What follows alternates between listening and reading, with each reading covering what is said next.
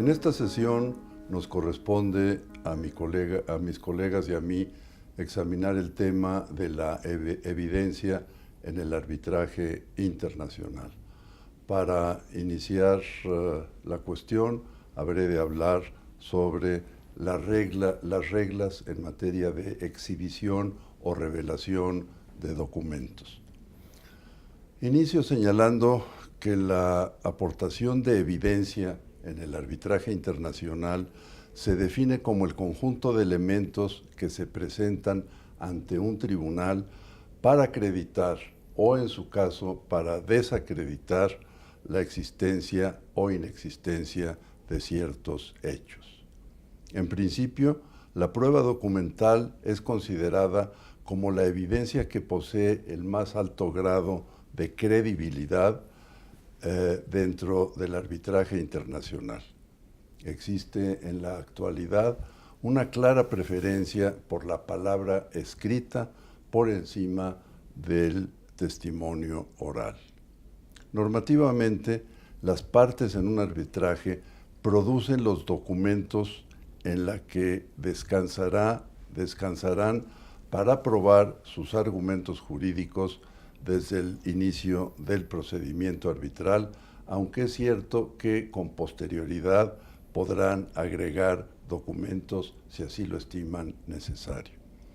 El artículo 21, fracción 4 del reglamento del Centro Internacional de Resolución de Disputas señala que el tribunal podrá ordenar a una parte que ponga a disposición, previa petición a tal efecto, documentos que estén en su poder, siempre que la parte solicitante no tuviera acceso a esos documentos y haya razones para creer que esos documentos existen y son relevantes y sustanciales para la resolución del caso.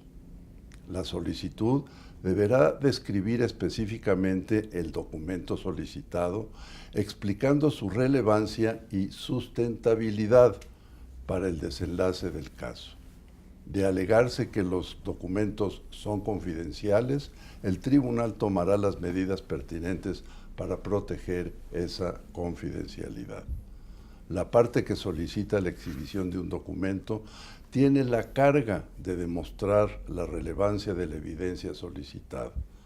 En el proceso de producir documentos, el tribunal determinará si la parte requirente ha exhibido un argumento creíble que permita razonablemente concluir que el documento es importante para fundar el reclamo presentado por la parte solicitante.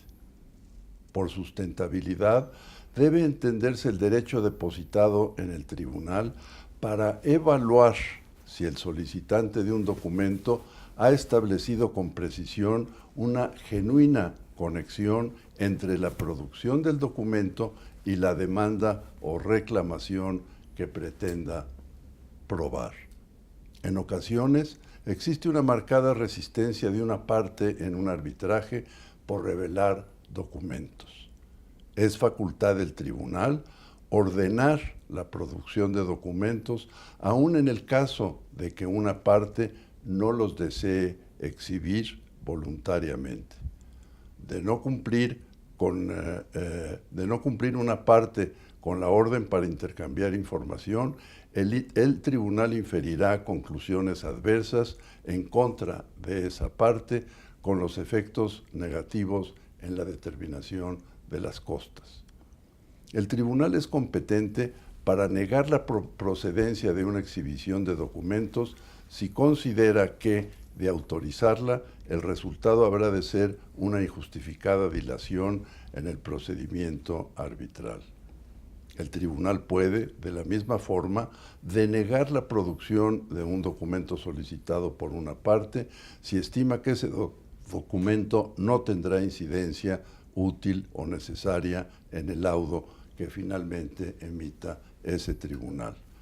En su decisión, el tribunal habrá de apreciar si la exhibición de un documento solicitado tiene como consecuencia un proceso irrazonablemente oneroso para la parte a la cual se le reclame la producción del documento. Por último, señalo que en todo este proceso de exhibición de documentos, las partes deberán actuar siempre de buena fe, caso contrario, también habrán de producir una reacción negativa de parte del tribunal. Mi nombre es Kate Brown de Bejar, socia en Curtis, Malley, Prevost, Colt y Mosley en la Ciudad de México, y mi papel el día de hoy es hablarles sobre el peritaje en el arbitraje internacional. El propósito de los informes periciales es asistir al tribunal en su entendimiento del caso, en sus deliberaciones, facilitándolo el entendimiento del caso sobre cuestiones técnicas. Para que esta ayuda sea real, es importante que los peritos sean independientes, objetivos y que no tienen ningún interés en el laudo final. Existen dos tipos de peritos, aquellos nombrados por el tribunal y aquellos designados por las partes. En el reglamento de arbitraje internacional del ICDR, la facultad del tribunal arbitral para nombrar a un perito se encuentra en el artículo 25. En caso de que el tribunal sí designe a un perito, debe también, o las partes a la disputa, tienen la obligación de proporcionar al perito toda la información relevante. Una vez que el tribunal tiene el informe del perito, también tiene la obligación de enviar copia a las partes y proporcionarlas a las partes una oportunidad para hacer comentarios al respecto. Asimismo, a solicitud de alguna de las partes, el tribunal también les debe otorgar la oportunidad de contraexaminar o interrogar al perito durante una audiencia. Cuando las partes presentan a un perito, las disposiciones del reglamento de arbitraje del ICDR aplicables a los testigos también se aplican a los peritos. Por ejemplo, el artículo 23.4 establece que se podrán presentar declaraciones por escrito de testigos, incluyendo peritos, firmados por ellos. La misma disposición establece que el tribunal podrá requerir a cualquier testigo o perito a comparecer a una audiencia para ser interrogado, y si el mismo no comparece sin causa justa a criterio del tribunal, el tribunal podrá dejar de tomar en cuenta sus declaraciones escritas. Para la elección de peritos, es recomendable buscar candidatos que al menos tienen 7 cualidades. Primero, que tengan la experiencia requerida. Segundo, que estén acreditados en la materia y que tengan una buena reputación. Tercero, que posean buenas habilidades de comunicación. 4, que generan confianza. 5, que tengan un buen dominio del idioma en el que se conduce el arbitraje. 6, que tengan experiencia previa actuando como peritos. Y 7, que tengan habilidad para confrontarse con el oponente y tenacidad al momento de ser confrontados. Aunado a todo esto, la credibilidad es vital. Un perito debe ser apreciado, percibido por el tribunal como una autoridad en la materia y como una persona confiable. Hay prácticas que se han demostrado ser eficientes en relación con la reducción de tiempo destinado a los peritos en la audiencia, como por ejemplo llevar a cabo una sesión con los peritos designados por las partes a efecto de que identifiquen los puntos en los cuales están de acuerdo y así reducir el rango del desacuerdo. Otro ejemplo es que en la audiencia los peritos se presentan concurrentemente frente al tribunal, lo que permite que cada perito hace preguntas al otro y también hace comentarios sobre las respuestas del otro. Existen también otros lineamientos que pueden ser útiles en relación con el rendimiento de peritajes en procedimientos arbitrales. Algunos ejemplos son las reglas del IBA sobre la práctica de pruebas en el arbitraje internacional y el protocolo del Chartered Institute of Arbitrators para el uso de peritajes designado por las partes en el arbitraje internacional. Con esto termino. Gracias. Buenas tardes. Mi nombre es Víctor Ruiz y como mis colegas voy a abordar el tema de la prueba testimonial en el arbitraje internacional. Como lo decía don Bernardo Sepúlveda, hoy por hoy el tema de la prueba recae mucho sobre los documentos y hasta cierto punto, como decía mi colega Kate, también sobre el tema de los peritos. Al final del día, el testigo no es sino una persona que tuvo contacto con los hechos que están relacionados con la disputa. Mi cuestión personal sobre los testigos es, después de que pasa cierto tiempo, el testigo puede perder la memoria, puede perder realmente su objetividad sobre los temas que han sucedido, pero al final del día el testigo no deja de ser una persona que atestiguó los hechos y que puede dar una buena postura sobre lo que sucedió en su momento, el momento de la ejecución del contrato, por ejemplo. Existen dos tipos de testigos. Los testigos normalmente son los testigos que ofrece la parte que necesita el testimonio para probar algunos hechos que están relacionados ya sea con su demanda o con su defensa. Y existen los testigos que conocemos en prácticas latinoamericanas como testigos hostiles.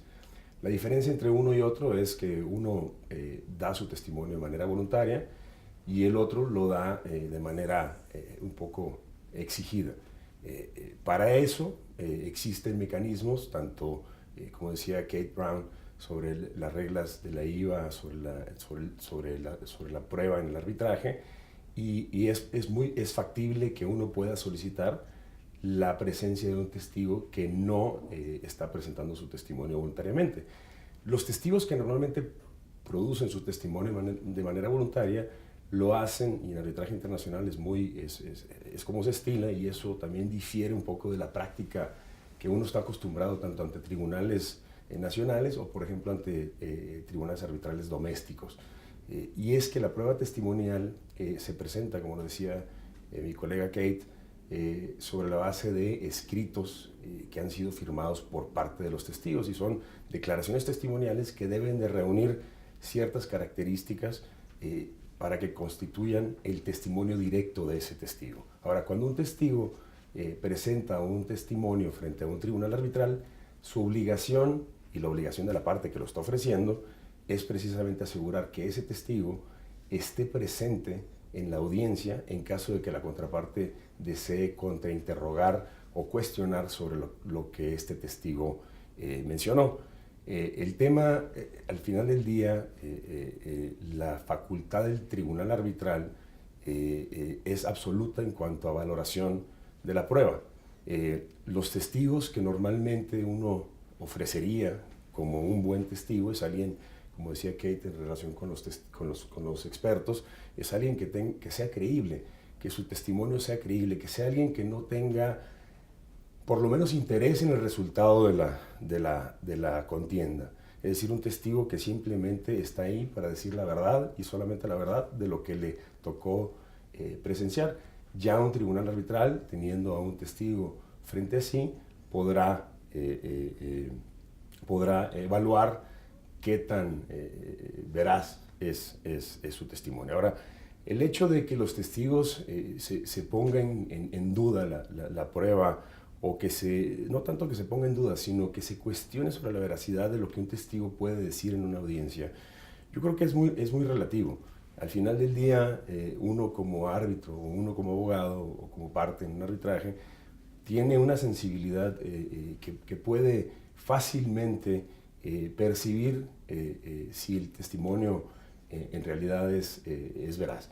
Las reglas sobre cómo se debe de ofrecer la prueba básicamente es una costumbre de hacerlo por escrito, como lo decía anteriormente, y la otra es que normalmente estos testimonios, y esto es importante aclararlo porque tiende a haber una percepción de que estos testimonios son preparados por los abogados que ofrecen ese testimonio, y al final del día no, la verdad es que estos testimonios deben ser preparados por los propios testigos. No importa que el abogado que representa la parte que está ofreciendo ese testimonio lo auxilia a lo mejor en cuestiones de formato, de formalidad, porque no para todos es fácil escribir como abogados, pero eso no tiene nada de malo. Lo que importa es que el testigo diga lo que en realidad le tocó presenciar y que a la hora de que sea examinado o interrogado sobre la base de lo que dijo, que diga exactamente lo que realmente presenció.